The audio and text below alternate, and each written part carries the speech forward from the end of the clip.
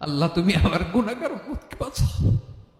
এই দুনিয়ার বুকে রব্বুল আলামিন সব নবীকে একটা করে দাওয়া মুস্তাজাবা দিয়েছেন, মানে যে দোয়া করলে কবুল হয়ে যায় সাথে সাথেই।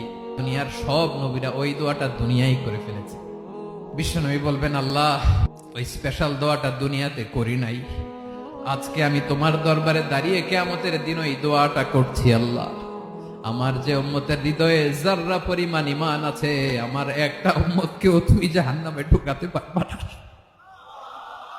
বিশ্বনবী পাগলের মতো একবার হাউজে কাউসারে যাবেন, একবার সিরাতে যাবেন, একবার পুলসিরাতের দিকে, একবার হাউজে কাউসারের দিকে পাগলের মতো দৌড়াতে থাকবেন, তার কোন গুনাহগার উম্মত যাতে জাহান্নামে ঢুকে না যায়। উম্মতি বিশ্বনবী আমার জন্য কাঁদবেন, আপনার জন্য কাঁদবেন, আমাদের জন্য সেদিন কেঁদে কেঁদে জাহান্নামের দরজায় দাঁড়িয়ে আমাদেরকে টেনে টেনে জান্নাতে ঢুকাবেন।